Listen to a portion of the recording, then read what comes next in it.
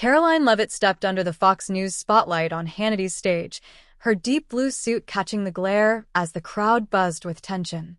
The 27-year-old White House press secretary stood tall, her heart racing as she prepared for a high-stakes showdown. Just moments earlier, Robert Dairo had taken the mic and declared, "Trump's a disaster, and Levitt? She's his puppet." The jab, though brief, sliced sharp, sending the audience into a frenzy, cheers clashing with whistles. Caroline, eyes fierce and grip tight on the mic, didn't flinch, not for a second, not even with millions watching. Dairo, armed with 2 Oscars and the clout of his new empire, expected to bulldoze the young MAGA woman.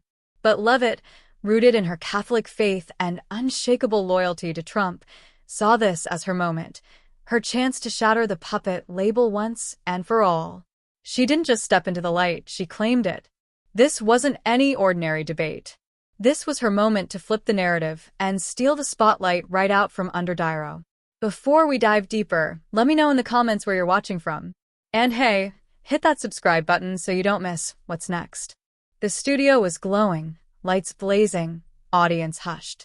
Robert Dairo stood center stage, a sleek black suit clinging to his frame. His expression was sharp, cold, like the Vito Corleone he once portrayed. The camera panned slowly as scattered claps rose from the liberal section. Then Sean Hannity's voice rang out, Hollywood legend, never afraid to speak his mind. Robert Dairo. Dairo gave a slight nod, gripped the mic, and went in. "I'm here for one reason," he began, voice deep and forceful. "Donald Trump? The worst disaster this country's ever seen. And Caroline Leavitt? A Gen Z puppet, nothing more than a mouthpiece reading whatever Trump hands her." The crowd erupted. Liberals cheered. MAGA supporters whistled in protest. The air thickened, like the heat before a storm. Dairo leaned forward, left hand raised with practiced flair, eyes scanning the crowd. "You think I'm joking?" he asked with a smirk, his gritty New York accent slicing through the noise. "I've seen guys like Trump, con artists, all flash, no core. I've played gangsters, sure, but Trump? He is one. And Levitt? Just his young lackey." He scoffed. "She's 27. She hasn't lived enough to know what's real. And that's who stands before America now.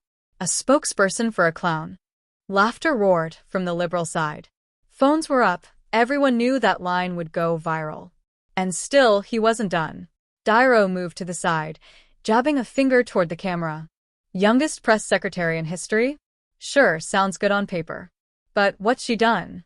Signal leak, remember that? She accidentally added a reporter into Trump's chat thread and leaked their plan to the world. Was it on purpose or just plain incompetence?" More laughter. Someone yelled, "Right on, Bobby." Dairo smirked like he'd just delivered a masterstroke. Hannity tried to chime in. "Bob, she's about to face you now. Any thoughts?"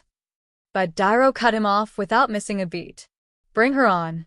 I want to hear her try and defend being Trump's mouthpiece, a man I've called dangerous for years."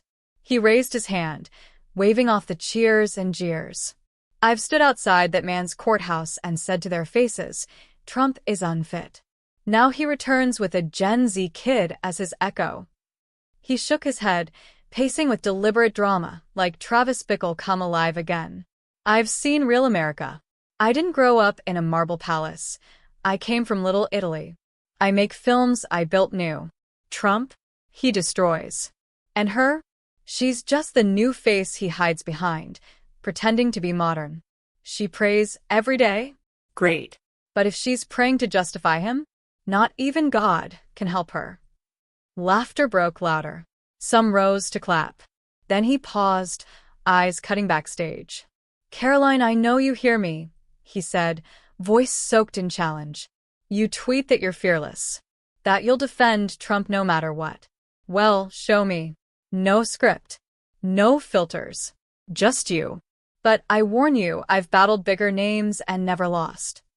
He pointed toward the wings as the audience roared, tension hanging like a taut wire.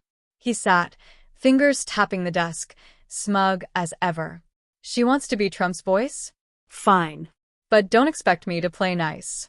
I'm here to expose them both, Levitt and Trump. This ain't some film. It's real. And she's about to crumble. Hannity laughed. Caroline, did you hear that? He's fired up. Phones lifted high. All eyes turned to the wings where Caroline Leavitt waited, ready to emerge.